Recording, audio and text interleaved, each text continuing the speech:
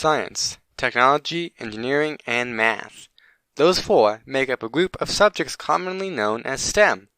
STEM is elusive in the fact that while it is talked about a ton as the pathway to the future, no one seems to know what that entails. Some high schools and colleges tout it on their homepages that they are the best at teaching STEM, but without context, it doesn't mean that much.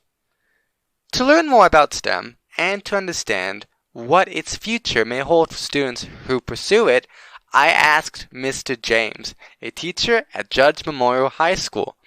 Mr. James teaches 3 math classes, programming, and acts as a mentor for the local robotics team. Having studied electrical engineering and applied mathematics, as well as teaching multiple STEM-focused classes, few know more about STEM than he does. First, I asked him about himself and what he teaches. I started in February of 2020, and the classes I taught then were just algebra, geometry, and AP stats. The year after that, I took on college prep math from Dr. Kleba.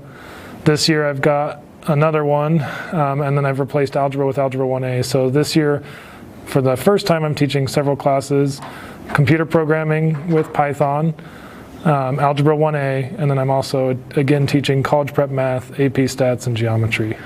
With all these resources being put into STEM classes, clubs, and activities, it begs the question, are people even interested in it? Mr. James, having taught multiple STEM classes, provides this response based off of his experience. I mean, it mainly depends on which student you ask. I think we're at a point now where it's almost like Tale of Two Cities, best of times and worst of times. The students who don't want to learn STEM have an easier time cheating now than they did 10 or 20 years ago. Those who do want to learn STEM are getting rewarded for it more than ever. They're getting pushed further than they would without it. There's 2 paths diverging. I think the cheaters are cheating more than ever, and I think those who are putting in the hard work are getting more opportunities out of it. We're seeing internships for people at a young age. I mean, truth be told, with the way the economy is moving and how necessary STEM is for everyday life, the students who even push themselves into that are getting opportunities that I would have killed for in high school, whether it's working for a university or getting coding experience through a school, things that I know, I'm not that old, but if I had that opportunity growing up, I would have loved. So I can't help but feel overall we're moving in the right direction. So, we have established that STEM is important, going as far as to say that it is instrumental to everyday life. If that's the case, are we focusing on it enough? I would say no, and that's kind of always going to be my feeling as a math teacher and a science teacher. STEM is what got me interested in education in the first place. If I were to run a school, it would be almost entirely STEM. So obviously I have clear biases here. I think we're very limited and we're very archaic with how we typically think about how much math you need. We think about homework, we think about this type of stuff. We don't end up correlating things. And I think the best way to get a STEM education is that you're taking multiple STEM classes each year, and then you're seeing how the math relates to the coding and how that relates to the engineering and the science part of it. And those things all get more beautiful when they're put together. And so, yeah, I'd always say the more the better. STEM isn't all sunshine and rainbows, however. An interesting statistic is that out of all college graduates who are pursuing or who have received STEM degrees, only 25% of them end up in a career in a STEM field. I asked Mr. James if he thought there were any potential caveats to pursuing a STEM career or anything that could potentially hold people back. If you do it for the wrong reason, I think back to when I was pursuing my electrical engineering degree, and I was hating the work and I was hating the people. If I had stuck with that road, I would have probably been making money but been miserable. And I think that's when it comes down to making the personal decision about whether or not it's right for you. I can say for me in my life, I have absolutely no regrets about the STEM education that I've pursued. In fact, I think it's kind of funny that I turned down a degree which would have had a very real job offer at the end of it, and I went to something where I thought, I'd rather learn this because it seems so useful, and since then, I've never had a difficulty finding a job or finding people who want to use my skills. And I think that's the takeaway that you get from STEM. You might not be set up for a job right off the bat, or you may not be going into a clear career path, but I promise you, you learn these skills and you're going to find people that rely on you for them. And even if it's just teaching or helping the next generation get better at it than you were, then that's still a success.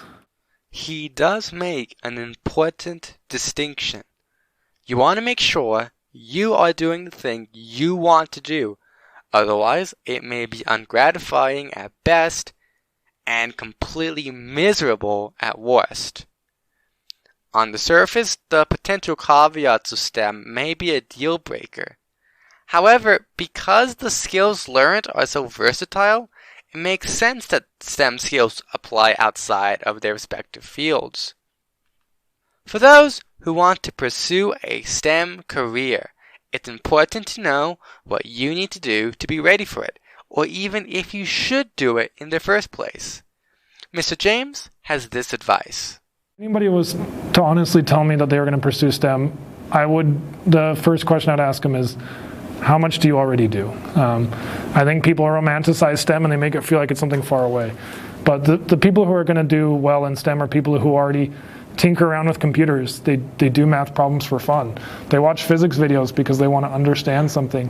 All you really need to do well in STEM is a lot of curiosity and a good drive. There's going to be hard problems, but if you go into it with the right attitude, that's only a perk. In fact, I would say my favorite thing about STEM is they have the most difficult, the most rewarding, the most challenging problems, and they give you a sensation when you solve them or overcome obstacles that you don't get from other classes because it is very real and it's very tangible. And if you want to start small in STEM, do coding. I don't think a lot of people realize how easy it is to get up and running, and that it's one of the few subjects where you can kind of teach yourself a lot because there's a lot of instant feedback and not many other classes can kind of offer that same sensation. That concluded our interview. STEM is a lot more than just a buzzword schools enjoy to throw onto their websites. It's a multitude of careers and futures bundled up, and it can begin from nothing. For students who are starting to discover what paths they can take, STEM offers a multitude of options, and for many, what starts as an elective that they took in school can become an instrumental part of their life's story. Thank you once again to Mr. James for taking the time out of his day to answer some questions, and thank you for listening. Have a nice day.